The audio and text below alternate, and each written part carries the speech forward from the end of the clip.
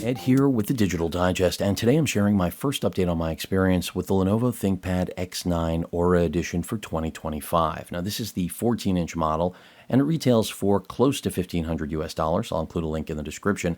And in full disclosure, this was furnished to me by the manufacturer for review purposes, but this is not sponsored content. So with that said, the good news right out of the gate after spending a little bit of time with the X9 is that it is a fantastic all-around machine. Great display, solid keyboard, fantastic haptic trackpad. It is all glass. Battery life, I can't give you a full estimate yet, but I'm expecting X1 carbon performance, which means at least 15 hours. The webcam is working really well with Windows Hello IR recognition to unlock the machine. Build quality seems great. Keep in mind with the Ultra 5 chipset, this is Lunar Lake, of course, which is how we're able to get a cool, quiet, yet powerful machine that still delivers 15 hours at least of battery life. The RAM is on the silicon, so 16 gigs can't be upgraded. If you need 32, go with the Ultra 7 build, no question about that. But in this particular Ultra 5 build that was sent to me, and I don't think it's available at the landing page for this now, we do have the 2.8K OLED display, 120 hertz with touch capability. I believe the entry-level models sporting the Ultra 5 chip do not have the 2.8K option yet. But we'll see. I'm sure that will change. Actually, I'm not sure, but it's very possible. So let's take a look and a listen. We'll start off with some spoken word, actually the unboxing of this machine. Ed here with the Digital Digest, and today I'm unboxing the Lenovo ThinkPad X9 14 Aura Edition. This is going to be an exciting machine because other than this right now, to my knowledge, that is missing our pointer and secondary mouse. Quiet. I'm gonna, get it. So yes, of course, like I pointed out there, the track point is gone, the page up, page down controls gone, and for those of you that miss it, the X1 Carbon is there, is what I would say. But for those of you who didn't care about it and would prefer the very large glass haptic trackpad, you're going to be really happy. The keyboard, on the other hand, I do think is a step sideways, but ultimately, I think this is a really good package thus far. Now, what you heard in the speaker performance, they're very loud. I don't think they're the best I've heard on a machine like this, but in that particular sample, things were a little bit blown out, and it wasn't my audio. It was the speakers on this machine. Here, you'll see less of that. Take a look and a listen at this.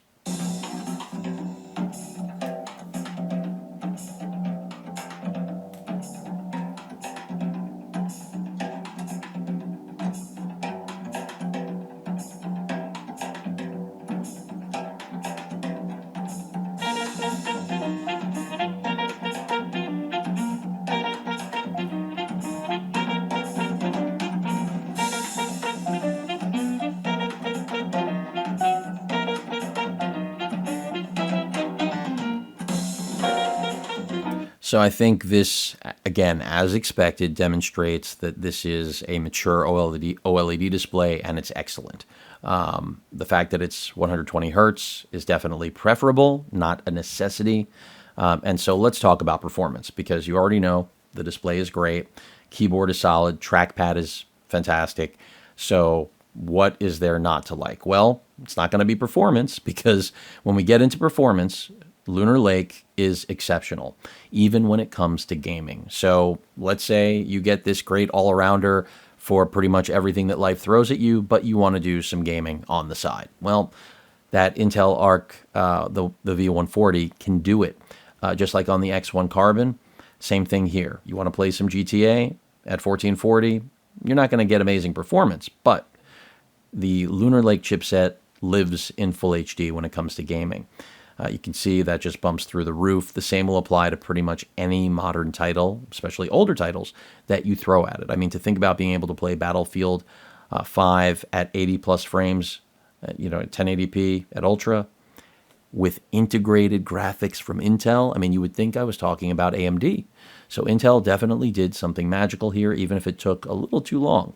Red Dead Redemption, a little bit too demanding? No.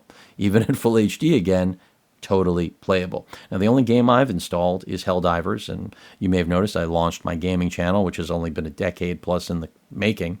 My first piece of content there was a highlight reel from Helldivers 2, so you better believe I will be playing it here. Granted, I don't expect gaming machine performance, but as a casual gamer machine, I think this is going to be very happy. And stand corrected, I said before the 140V, it's the 130V. I inverted it.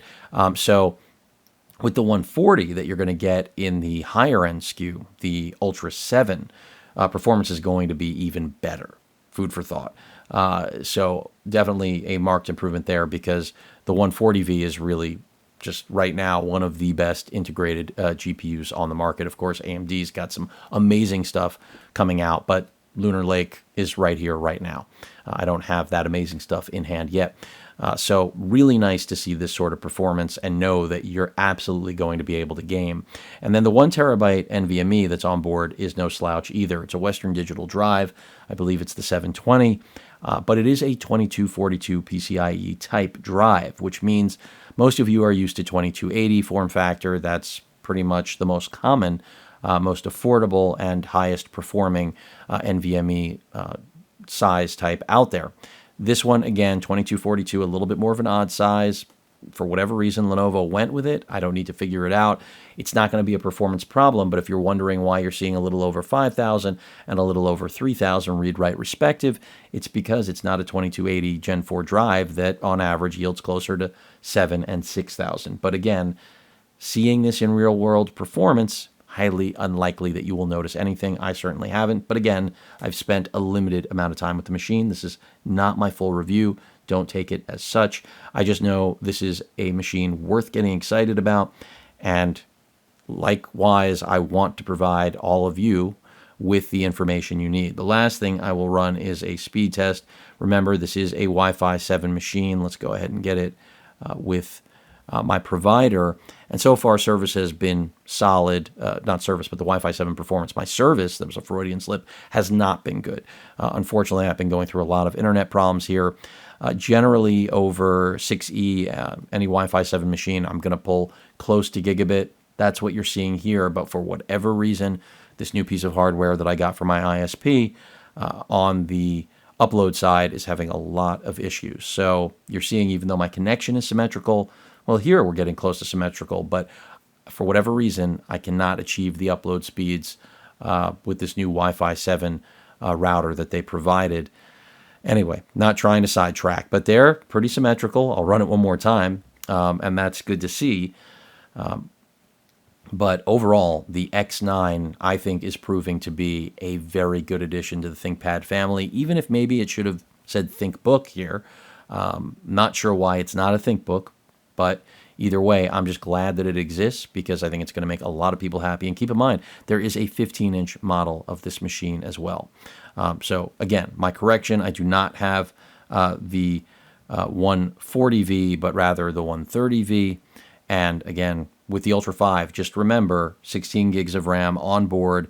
If you need the 32, you need to go with the Ultra 7. And I do recommend, for those of you that plan on doing any kind of photo, video editing, gaming, rendering, anything that's going to be more intensive. Let's say you want to run architectural software, CAD, Revit, whatever it may be. I would go with the Ultra 7 with the 32 gigs of RAM. You're locked in. You can't upgrade that. So just be aware. Now, if you're just looking for a great all-around machine for content consumption, email, web browsing, then I think you cannot go wrong with the Ultra 5, at least based on my early experience with this machine. So it looks like they made a winner. I'm going to go ahead and disconnect the power. You've gotten a fairly solid update considering this is not the full review. I didn't even get into the APU on board. That's really not my biggest interest, but for those of you that are interested, I'll get into that in the full review. Remember, the I/O on here I would say arguably be its Achilles, but that really depends on the customer. At 2.8 pounds with battery life like it should be able to pull off, again, at least 15 hours, and then having The ability to stay cool and quiet, I think it's an ace. HDMI 2.1 on the left side, your Thunderbolt, one of two Thunderbolt 4 ports. These are full function ports. LED for charging status. And then on the other side, same deal, another Thunderbolt 4 port. Really would have liked to have seen a Type A USB port, but then I also would have liked to have seen some kind of card reader on here. So let's not dream. A headphone microphone combo jack, that 3.5 mil that every machine should still have because not everyone has Bluetooth headphones. And that's pretty much it. You know, very minimalist design, as I mentioned in the unboxing. This component, which is brand new to Lenovo, which they call the engine hub. It's where the I/O is and all the fans. I don't think it's so bad. Some of you like it, some of you don't. I just think it's nice to see something new. I know for some of you, you're going to look at it and be like, well, they couldn't fit it in the chassis, so they just did that. And yeah, I don't think you're wrong, but I don't think it takes away from the machine. I really happen to like it. I think as long as you understand you're not getting the typical ThinkPad keyboard and track point, and you really do like the sum of the parts here, so far, I think it's going to be tough to beat this. In fact, Apple, they better start getting a little bit creative or at least trying harder because Lunar Lake, what AMD's got going on, the days of Apple being able to lean on efficiency and battery life, they are over. Because not only do we have that now in the world of Windows, which it has taken too long, but we have it on x86 architecture. And you can game. Tell that, to Apple, who totally missed the gaming revolution. I don't really understand it, never will. But the fact that we can casually game here, it's amazing. I can only imagine what the future looks like. I mean, I have a vague idea since I am an Oracle, if you didn't know that already. But at any rate, really nice machine. Kudos to Lenovo for making something I think everybody out there is going to actually want, in spite of its shortcomings, because what is there not to like?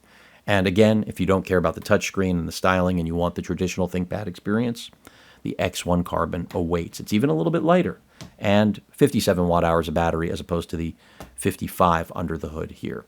But that rounds it out, at least on my first update. Any questions or comments, please feel free to post them. Hit that like button. And as usual, please feel free to subscribe and please stay safe. Later.